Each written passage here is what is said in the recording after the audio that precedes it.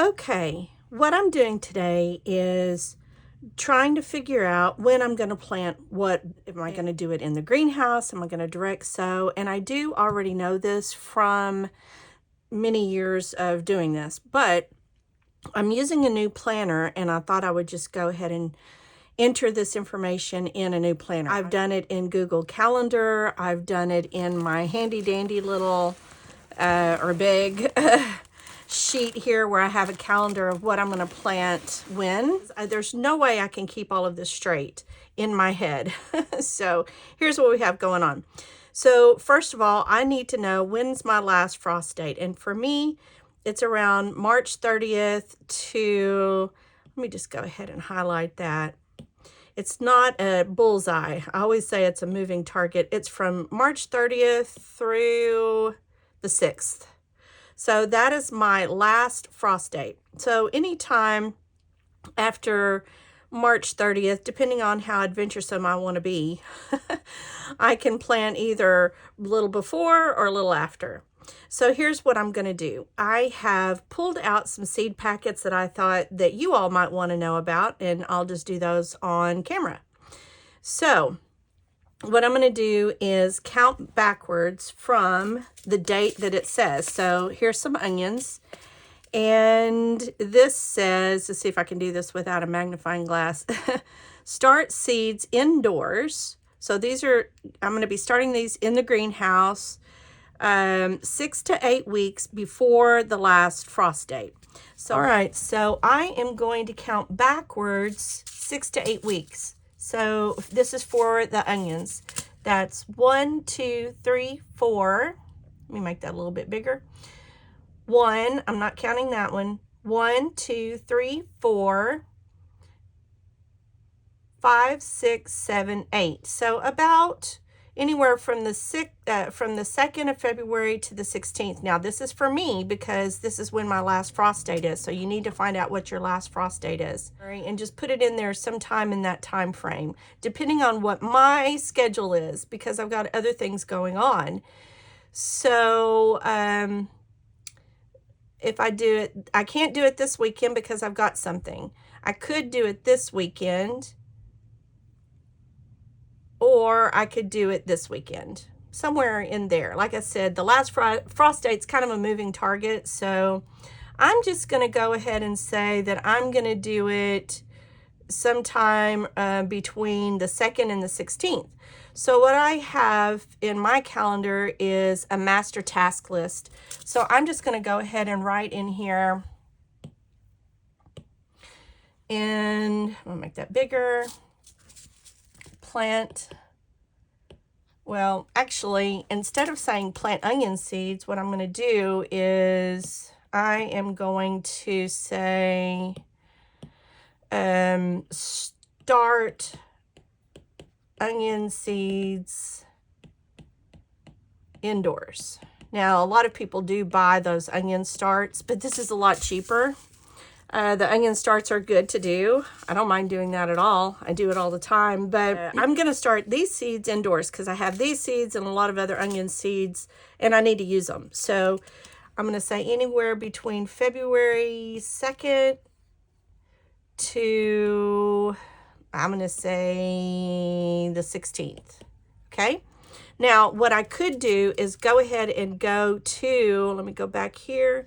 And let's say I decide right now I'm going to do it this day. So what I would do is go to the 11th and do plant onion seeds. Now, I have done this many times before where it'll say, you know, I'll write it down to do. Like this is to do. I'm going to do this today. February the 11th, that's a Saturday. I have plenty of time to do it. I don't have anything else going on. So I could put plant onion seeds. Let me do that smaller. That's the thing I love about this digital planner because it's easier for me to erase. I'm constantly erasing. Okay, so plant onion seeds in greenhouse. I could say, and I could do this too, start onion seeds in greenhouse. Or I could just say start onion seeds. Okay. So now I know when I am supposed to plant this to get a head start on things. Okay. Now, if I did that, let's just say I put that on there because that's what I'm going to do that day. And I know for sure that I'm going to do it. I don't put it on there. I would rather put it on the master task list of the things that I need to do in February. I could give that a priority of an A and say, this is come hell or high water. This is what I'm doing today. And then if I do it, then I can give it a check mark. Now, what I like about, I figured this out a couple years ago and I was doing it in Google Calendar. But it'll also say on here how many days to harvest. 115 to 120 days. That's a long time, y'all. So if I go back to my year at a glance, so from the time, this is from the time that you sow the seeds. So it says 115 to 120 days. Now, this is really key for some things like watermelon. So I'm going to count forward from the time that I actually plant the seed, not the time that it goes in the ground. So if I plant the seed on, let's just say I did it on my to-do list and I actually did it on the 11th. I did it right here. I planted my tomato seeds. I'm going to count 115 to 120 days, and I'm just going to estimate, y'all. So the middle of March, that's 30 days. The middle of April, that's 60 days. Hopefully I don't mess up on my math on camera. 90 days and 120 days. So somewhere around June, the end, around May or June. Okay. But so what I can do is let's just go ahead and put this at June 1st. Okay. So I'm going to go to June 1st. And now I can write in here that onions should be ready to harvest. But you can see that's a lot of writing, and I may have other things I need to put on there. I may have other things that are ready to harvest. So what I like to do is to put a sticker. And hopefully I put that sticker in there. Let's see. Yeah, I did. So I have this sticker that I created myself. I don't know if you can see it, but it's a little onion. So if I put a little sticker in there, then I know that the onions should be ready, by this time. What did I say? The 2nd? Should be ready around this time. Okay. So now I have a little onion on that day. So I know that it should be ready around that time. Let's just go ahead and do another one, okay? I know everybody's wondering about tomatoes. This is a package that I've already opened, but it's the only package I have left. So, brandy wine tomatoes. Okay. I've got to get some more tomato seeds, y'all. It says start indoors 6 to 8 weeks before the last frost date. So I'm going to go back to my year at a glance. Here is my last frost date. I am going to count backwards 6 to 8 weeks. And you can see there's a lot of them that say 6 to 8 weeks, but that's 1, 2, 3, 4, 5, 6, 7, 8. So I could go ahead and start them indoors around February 1st. So I would put, let's see, February 1st. You can tell, let me go back. You can tell I have these little eggs on here because I'm also using these little stickers. I have, and I got an incubator for Christmas, just kind of a side note. And this is the day that I need to lock down the incubator and never open it again until the 21st. This is day 18. And if you incubate your own eggs, you know what I mean. But rather, this blue sticker just helps me really focus on, okay, eggs, Okay, so where was I? Okay, so start tomato, and all tomatoes are pretty much the same. Start tomato seeds indoors. Okay, I'm just gonna say February 1st. That's coming up. Okay, so now if I were to plant it on that day, on February 1st, then I could look at let's see, maturity is 90 to 120 days. Now, this is where there's a big difference So 90 to 120 days would be 120 days. So 30, 60, 90. So by the end of April, or let's just say the 1st of May, my tomatoes should be ready. I could put a little tomato there, a tomato sticker showing me that that's when I should be able to expect tomatoes coming in. Now, let's do some peas.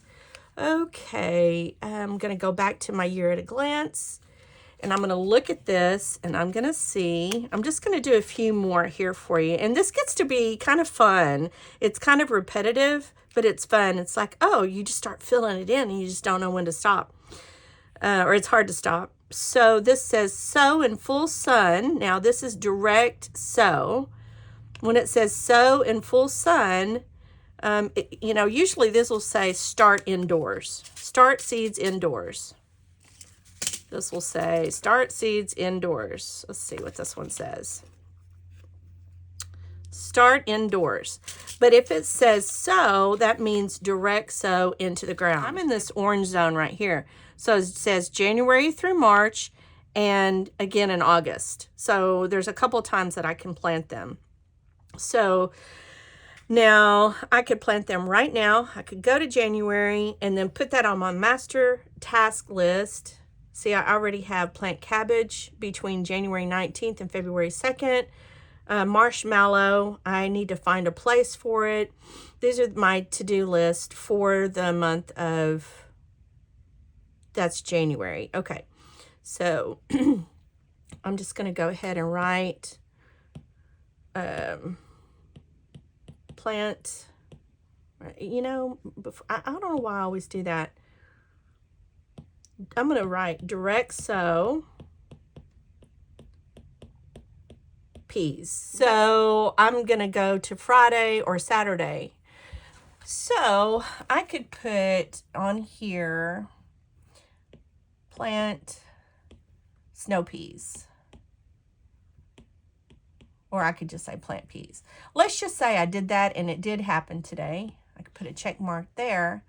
And I know that it's 60 to 65 days to harvest. So what I'm going to do is go to 60 days from now, 60 to 65. And I like these a little young.